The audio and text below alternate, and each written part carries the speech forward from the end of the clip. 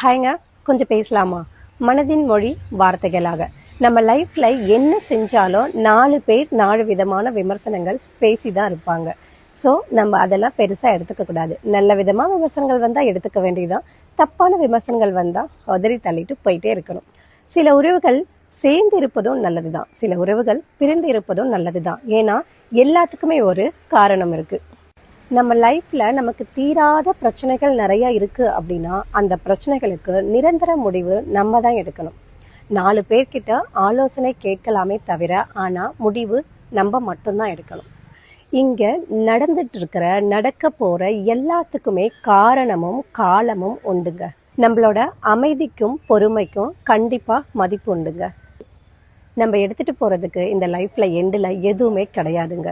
So முடிஞ்ச வரைக்கும் சந்தோஷமா இருங்க, பி கைண்டா இருங்க, பி ஹெல்ப்ஃபுல்லா இருங்க. நம்ம லைஃப்ல இது போல நிறைய விஷயங்களை கற்றுக்கொண்டு கடந்து செல்வோம். நன்றி.